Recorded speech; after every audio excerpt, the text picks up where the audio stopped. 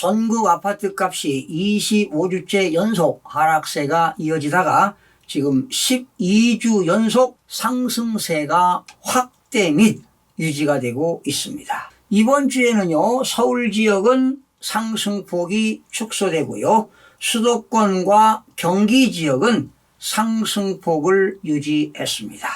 서울 아파트 가격이 지난해 12월 첫째 주에 하락세로 접어든 지 20주 만에 다시 상승폭이 축소되었습니다. 한편 신축 입주 물량 부족 등 이유로 좀처럼 꺾이지 않고 있는 서울 아파트 전세값은 이번 주에도 0.17% 오르며 65주 만에 상승폭이 유지가 되었습니다. 여러분, 서울 주요 지역을 중심으로 지금 집값이 급등하고 공급 부족 우려가 확산되자 정부는 공급 확대에 방점을 찍은 88 부동산 대책을 내놓았습니다. 자, 대책 좀 살펴보겠습니다. 재건축, 재개발 등 정비 사업을 촉진하고 비아파트 소형주택의 세제 혜택을 확대하는 것이 주요 골자가 되겠는데요. 국토교통부 등 정부 관계부처는 8일 이 같은 내용을 담은 국민 주거 안정을 위한 주택 공급 확대 방안을 발표했습니다. 먼저 정부는 특례법인 가칭 재건축 재개발 촉진법을 제정해 현재 진행 중인 재건축 재개발 사업 속도를 높이기로 했습니다. 또한 정비사업의 단계별 계획을 통합하고 재건축 조합 설립 요건인 주민 동의율을 현행 75%에서 70%로 완화하게 됩니다. 3년간 한시적으로 정비사업의 최대 용적률을 현행 최대 300%에서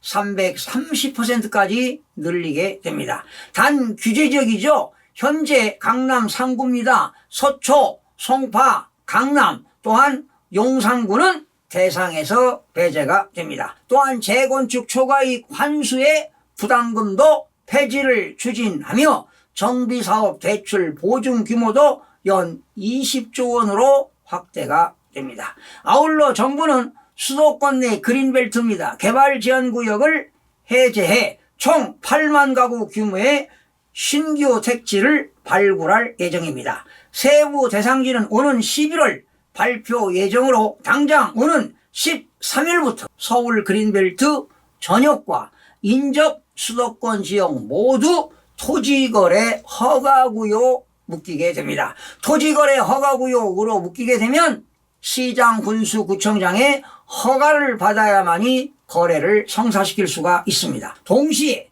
빌라 등 비아파트 시장 정상화도 추진이 됩니다. 이를 위해 수요가 많은 수도권을 중심으로 2025년도까지 공공 신축 매입을 11만 호 이상 공급하고 서울의 경우 비아파트 공급이 정상화할 때까지 무제한으로 매입한다는 계획입니다. 자, 그렇다면 공급이 확대되고 수요가 줄게 되면 어떤 현상이 벌어집니까? 당연히 주택가격은 하락할 수밖에 없습니다. 자, 그러면 전국 주택가격 동향을 살펴보겠습니다. 한국부동산원이 2024년 8월 1주입니다. 8월 5일 기준이 되겠는데요. 매매 가격은 0.07% 상승하고요. 전세 가격은 0.06% 상승을 기록했습니다. 전국적으로 이번 주는 0.07% 올랐는데요. 전국 주간 아파트 매매 가격은 역시 지난주에도 0.07,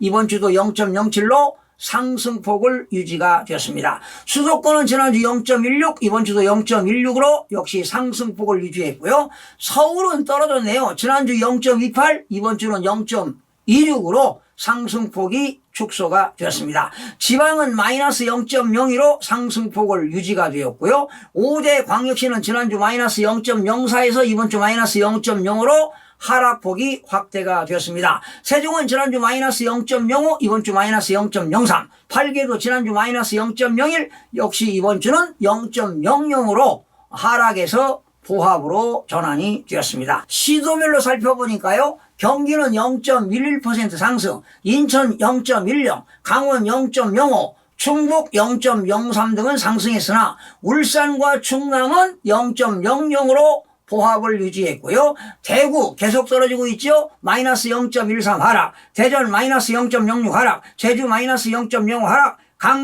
경남 마이너스 0.02 등은 하락을 했습니다. 서울은 지난주 0.28 상승, 이번 주는 0.26 상승으로 상승폭이 축소가 되었는데요.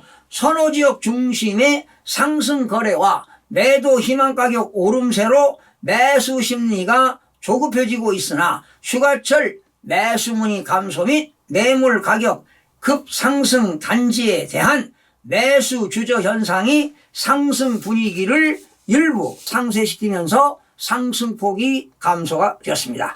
강북지역 14개구입니다. 0.22% 올랐습니다. 성동구 많이 올랐네요. 0.58%가 올랐는데요.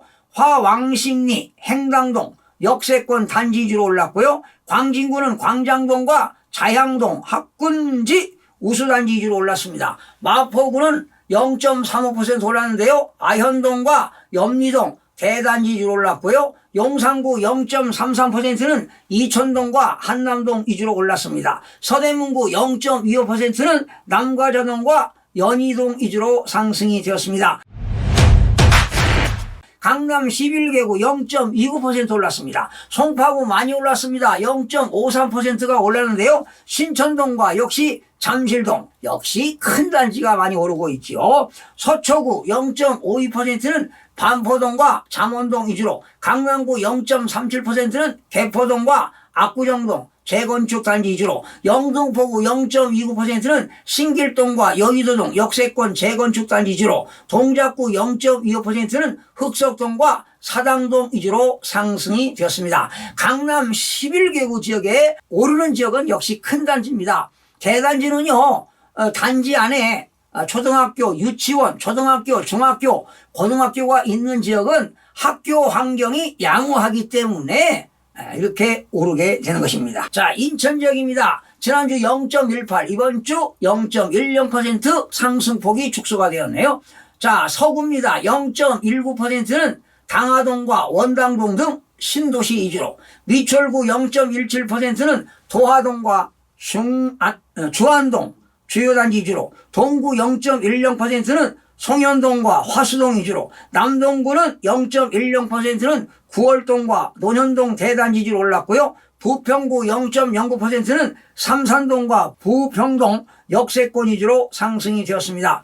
경기 지역입니다. 지난주 0.08, 이번 주는 0.11로 상승폭이 확대가 되었습니다. 그러나 용인의 처인구는 떨어졌네요. 마이너스 0.14% 하락했는데 이동동, 이동읍, 남사읍 위주로 떨어졌습니다. 동두천시 마이너스 0.10%는 생현동과 지행동 위주로 하락했으나 하남시는 올랐네요. 0.40%는 망월동과 하감동, 준신축 위주로 올랐습니다. 성남 분당구 0.38%는 정자동과 역시 서현동 큰 단지 위주로 올랐죠. 과천시 0.32%는 중앙동과 별량동 역시 대단지입니다. 수원 영통구 0.24%는 망포동과 영통동 중소형 규모 위주로 상승이 되었습니다. 지난주 대구는 마이너스 0.09, 이번 주는 마이너스 0.13으로 하락했고요.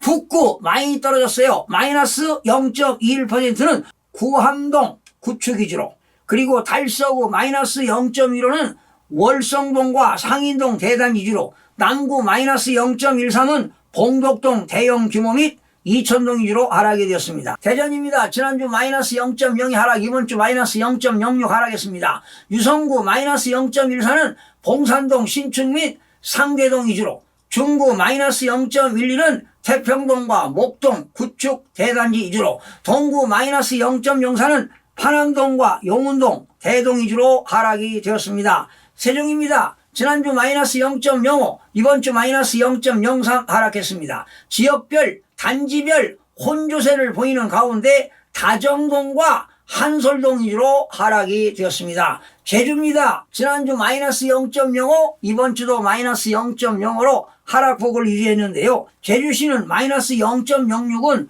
외도 1동과 이도 2동 위주로 떨어졌습니다. 서귀포시 마이너스 0.04는 중문동과 서호동 위주로 하락이 되었습니다. 여러분, 우리나라 지금 전체 인구의 4분의 1 수준이 50대부터 64세까지 네이버 부모들이 은퇴 시기가 직면하고 있습니다. 이들이 가진 자산 대부분이 부동산 등 실물 자산이 많습니다.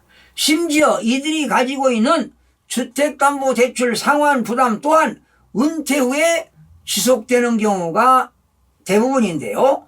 향후 부동산의 유동화를 통해 노후 생활자금을 마련하려는 수요가 증가한다면 당연히 공급 물량 증가하겠죠. 매물을 내놓게 된다면 그런 상황에서 매수인 즉 수요자가 부족하다면 당연히 주택가격은 하락할 수밖에 없기 때문에 이런 내용을 여러분들에게 조심스럽게 알려드리는데요.